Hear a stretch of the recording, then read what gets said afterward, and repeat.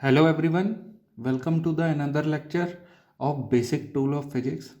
हमने स्टार्ट किया था अपने पहले लेक्चर में कि बेसिक टूल ऑफ फिजिक्स क्या होगा। उन बेसिक टूल ऑफ फिजिक्स में हमने पढ़ा था कि हम ट्रिग्नोमेट्री पढ़ेंगे और ट्रिग्नोमेट्री को ख़त्म करने के बाद हम डिफरेंशिएशन में आएंगे।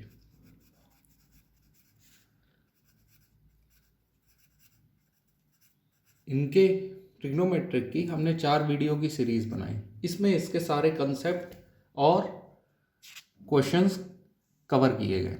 डिफरेंशिएशन में अब हम इस तरीके से अप्रोच करेंगे कि एक्चुअली डिफरेंशिएशन होता कहाँ है, उसका एप्लीकेशन कहाँ पे है और उसके फॉर्मूले क्या हैं।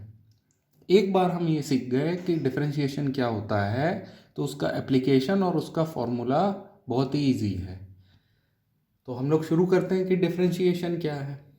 हम इसको बहुत ही सिंपल वे में लेंगे, इसलिए आपको पूरा लेक्चर देखने की बहुत ज़रूरत है, क्योंकि अगर आपने पूरा लेक्चर देख लिया तो आपको 100% है कि डिफरेंशिएशन में कभी प्रॉब्लम नहीं जाएगी कि एक्चुअली डिफरेंशिएशन की ज़रूरत पड़ी क्यों। तो हम लोग अपना लेक्चर शुरू करते हैं। What is differentiation? तो डिफरेंशिएशन समझने के पहले हम सिंपल अपने 10th के कंसेप्ट को रिवाइज करते हैं और देखते हैं कि कहाँ से इस चीज़ की ज़रूरत पड़ गई। हमने अपने पिछले क्लासेस में मतलब क्लास 10th में देखा था कि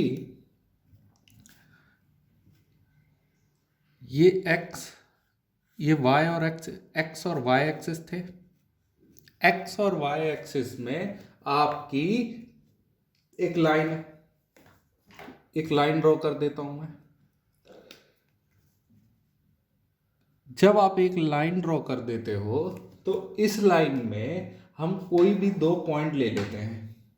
फॉर एग्जाम्पल हमने 2 पॉइंट लिए,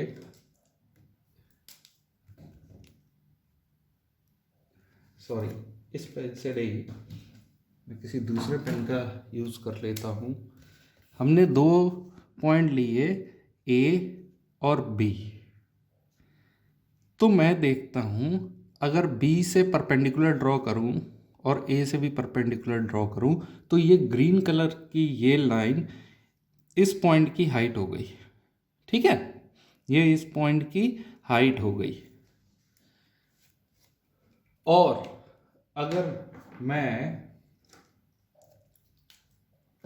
इस पॉइंट से ए पॉइंट से बी पॉइंट की ओर परपेंडिकुलर ड्रॉ करूं तो ये इस पॉइंट से इस पॉइंट का हॉरिजॉन्टल डिस्टेंस हो गया।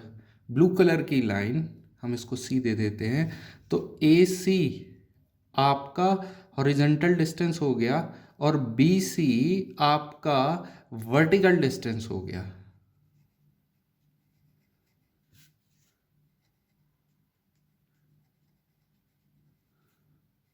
ए सी आपका हॉरिजॉन्टल डिस्टेंस हो गया और बी सी आपका वर्टिकल डिस्टेंस हो गया। तो अगर मुझे इस लाइन का स्लोप निकालना हो, अगर मुझे रेड वाली लाइन का स्लोप निकालना हो तो वो क्या होगा?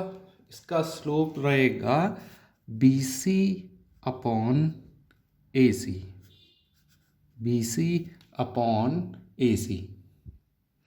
स्लोप मतलब आपको कि ये कितना स्टीप है। ये चीज़ मतलब अगर किसी ऑब्जेक्ट को मैं यहाँ रख दूँ तो वो कितनी तेज़ी से नीचे जाएगा। अगर स्लोप बहुत ज़्यादा है तो ऑब्जेक्ट तेज़ी से नीचे जाएगा, अगर स्लोप कम है तो ऑब्जेक्ट धीमे से नीचे जाएगा।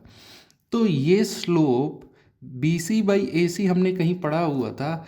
ये बी सी बाई ए सी इस ट्रायंगल में अगर मैं ड्रॉ कर दूं ए बी सी, तो बी सी अपॉन ए सी किसके बराबर है? इस टेन थीटा के बराबर है। ठीक है, अगर थीटा जितना हाई होगा तो स्लोप भी उतना ज़्यादा होगा, थीटा अगर स्मॉल होगा तो स्लोप भी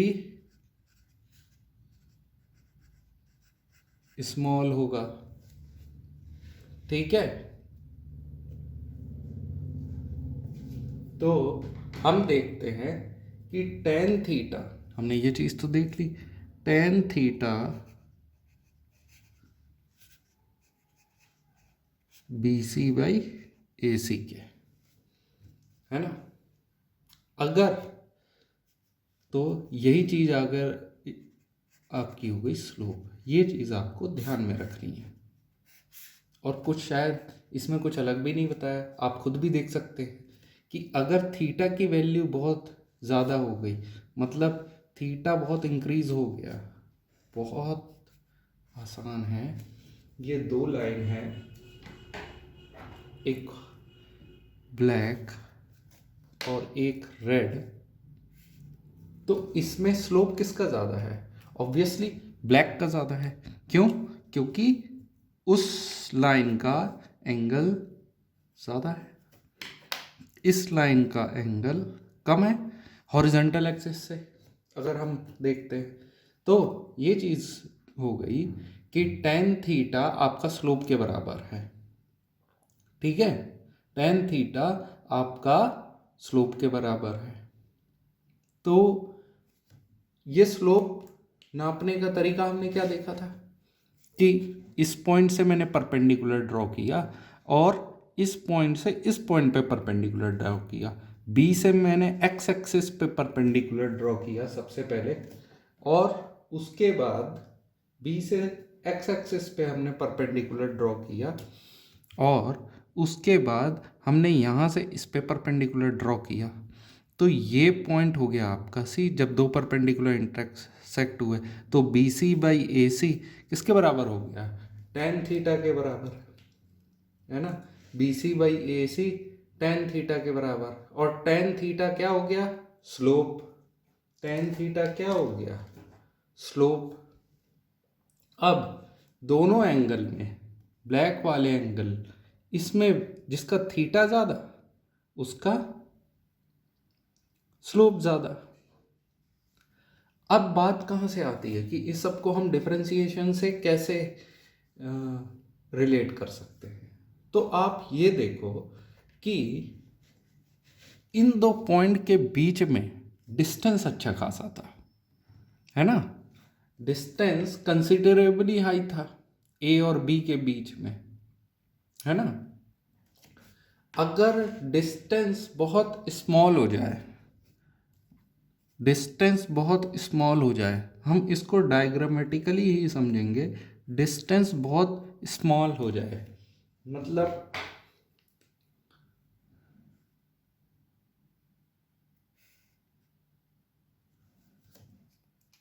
इस तरीके से ए और बी, तब क्या करेंगे? तब क्या करेंगे? क्या आप इस तरीके से इसमें परपेंडिकुलर ड्रॉ करोगे? आप इसको मेजर कर पाओगे? नहीं। इसलिए हमें ज़रूरत पड़ गई कि डिफरेंशिएशन की। तो वाई डिफरेंशिएशन? वाई डिफरेंशिएशन हम समझ रहे हैं, डायग्राम से हम समझ रहे हैं कि डिफरेंशिएशन की ज़रूरत पड़ी क्यों। ए और बी का पॉइंट इतना कम है कि हम इस तरीके से बी सी या ए सी परपेंडिकुलर ड्रा करके इन दोनों के बीच का बी सी वर्टिकल और ए सी हॉरिजेंटल डिस्टेंस नहीं निकाल सकते। इन दो पॉइंट का हम हॉरिजेंटल डिस्टेंस नहीं निकाल सकते जैसे ऊपर वाले केस में निकाला, इसलिए डिफरेंशिएशन की ज़रूरत पड़ी। दूसरा नंबर वन ये वाई। सेकंड पॉइंट ये है, सेकंड पॉइंट ये है कि अगर हमें किसी कर्व का स्लोप निकालना होता है, अगर हम किसी कर्व का स्लोप निकालना होता है, फॉर एग्जांपल यहाँ तो आप किसी दो पॉइंट के बीच का स्लोप निकाल सकते हो सिंपल, ये परपेंडिकुलर ड्रॉ करके आपस में, और टेन थीटा निकाल लोगे। पर आपको और कई जगह पे स्लोप कैसे निकालेंगे? और कई जगह पे किसी कर्व का स्लोप कैसे निकालेंगे। फॉर एग्जांपल अगर मैं बोलूँ ये कर्व है और मैं आपको बोल दूँ 2 पॉइंट के ना बल्कि किसी एक पॉइंट पे स्लोप कैसे पता करेंगे, इस पॉइंट पे इस कर्व का स्लोप क्या है, slope of A curve at A point.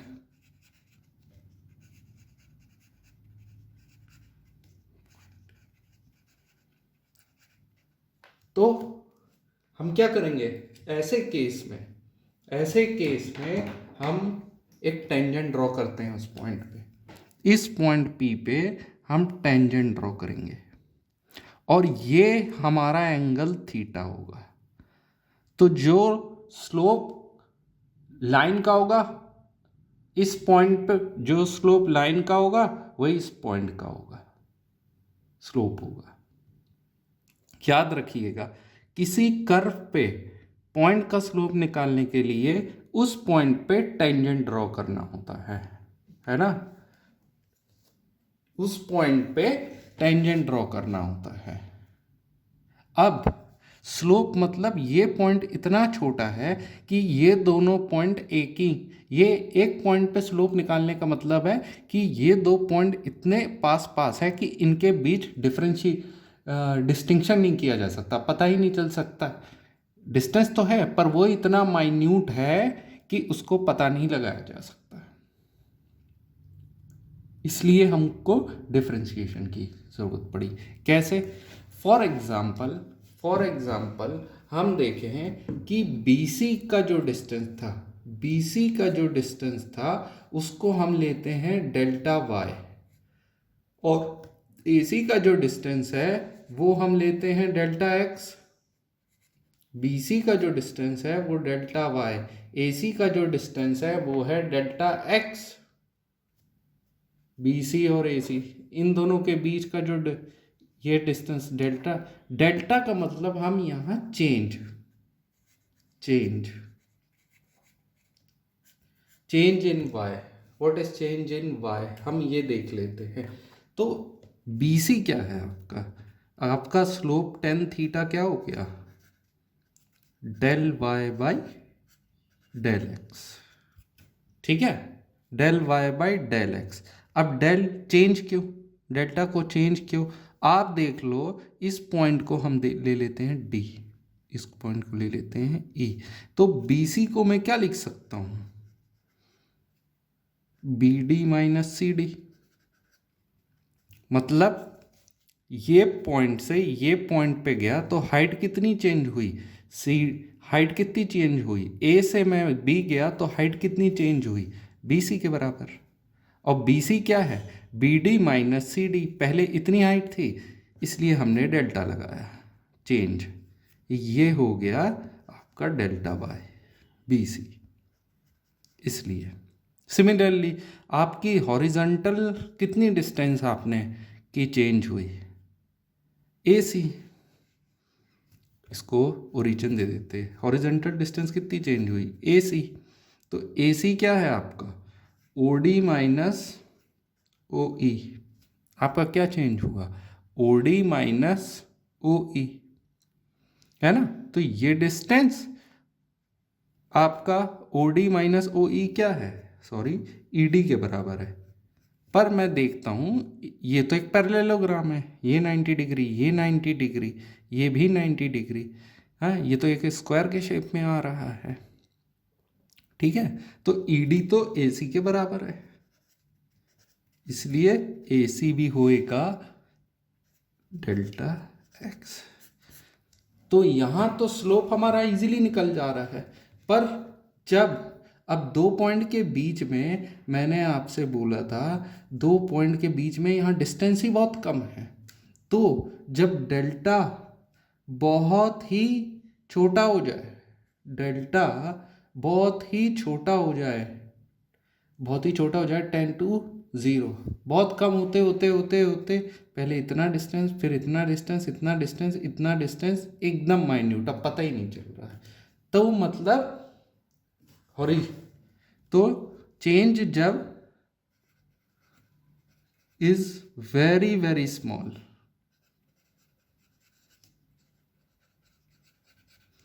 तो हम उसको लिखते हैं लिमिट, है ना। 2 पॉइंट के बीच में तो हम हॉरिजॉन्टल डिस्टेंस को लिख लेते हैं, ले लेंगे delta x tends to 0 del y by del x. तो डेल्टा एक्स टेंड टू 0, इसी को हम लिखते हैं differentiation d y by d x. इसका मतलब क्या हुआ, मैंने फिर से बताया कि आपके ये 2 पॉइंट थे, ए बी दूर दूर थे, ए और बी दूर दूर थे, ये और पास आए और पास आए। तो जैसे जैसे ये पास आते जाएंगे ये ए सी की डिस्टेंस कम होती जाएगी, कम होती जाएगी, और एक समय बहुत ही मिनिमम वैल्यू हो जाएगी। ज़ीरो नहीं कहा मैंने, डेल्टा एक्स इक्वल टू 0 और डेल्टा एक्स टेंड टू 0। इसका मतलब वैल्यू 0 ही है, इसका मतलब है इसकी वैल्यू अगर ये कम होता गया तो 0 के बराबर हो जाएगी, हुई नहीं है। हो सकता है इसकी वैल्यू 0.1 हो, 0.1 हो सकता है 0.09 हो, पर कुछ वैल्यू होगी, बट इसका मतलब मिनिमम। तो डिफरेंशिएशन क्या हो गया, limit delta y by delta x d y by d x. ये हुआ हमारा डिफरेंशिएशन, इसलिए हमारा डिफरेंशिएशन आया है। मैंने इसका मैथमेटिकल इंटरप्रिटेशन 12th क्लास के तरीके से नहीं कराया है, मैंने उतना ही बताया जिसका कंसेप्ट में ज़रूरत हो, और वही है। ये बहुत आसान तरीका है इसको समझने के लिए। ये हुआ हमारा डिफरेंशिएशन। अब कहाँ इसकी ज़रूरत पड़ती है, डिफरेंशिएशन की ज़रूरत क्यों पड़ती है? कभी भी मैं आपको एक एग्जांपल के तौर पे लेता हूँ, कभी भी अगर आपको एवरेज वेलोसिटी, कभी भी आपको एवरेज वेलोसिटी, एवरेज स्पीड और एवरेज एक्सेलरेशन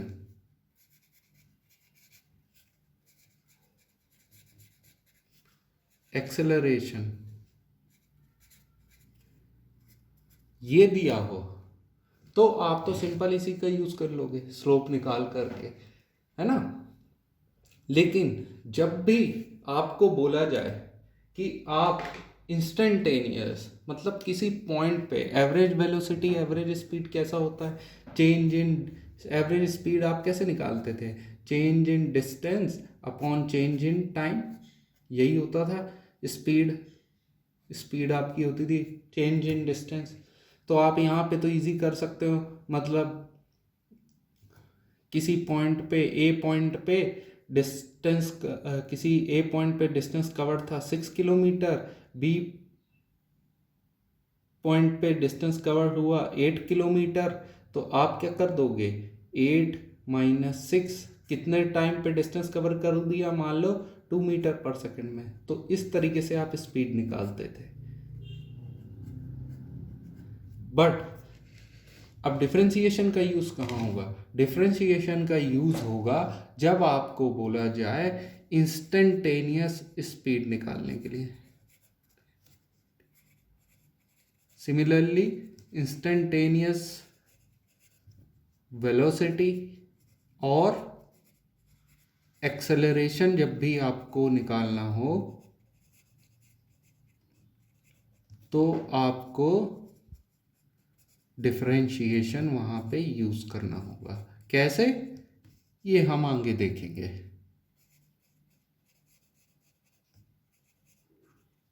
इंस्टेंटेनियस का मतलब मैं आपको एक बार समझा दूँ।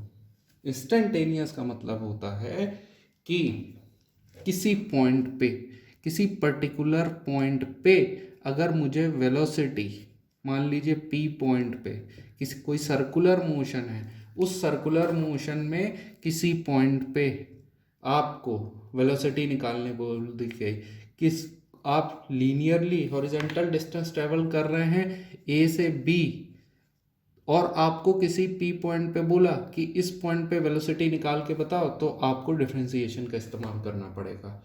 अगर आपसे बोले कि ए और बी ए से बी ट्रेवल किया गया है, आप ए से बी जब ट्रेवल है तब आप एवरेज स्पीड और एवरेज वेलोसिटी निकालो, तो हम पहले जैसा इस्तेमाल करेंगे।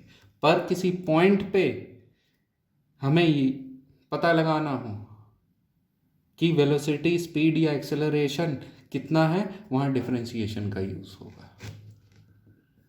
ठीक है, तो मैंने आपको बहुत ही इजी तरीके से बता दिया है कि डिफरेंशिएशन क्या होता है, क्यों डिफरेंशिएशन की ज़रूरत पड़ी, और मैथमेटिकली उसको किस तरीके से लिखा जाता है। ये डेल्टा क्या है, चेंज, वेरी माइन्यूट चेंज। अब इसके बाद हम अगले लेक्चर से देखेंगे कि डिफरेंशिएशन किस तरीके के फॉर्मूलेज क्या है, और कोई कंसेप्ट है उसके फॉर्मूलेज क्या हैं, और उसके साथ साथ उसको किस तरीके से हम क्वेश्चंस में यूज़ करेंगे। ये बहुत ही इम्पॉर्टेंट है, तो आप नोट्स ज़रा अच्छे से बना करके रखिए और नीचे कमेंट करके बताइए कि अगर आपको ये नोट्स पीडीएफ के फॉर्म में चाहिए तो ये भी मैं आपको अपलोड कर दूंगा, ताकि आपको नोट्स की किसी भी तरीके से कोई प्रॉब्लम नहीं आए। लेकिन आप लेक्चर के साथ नोट्स बनाते रहिए, है ना। Thank you, good bye.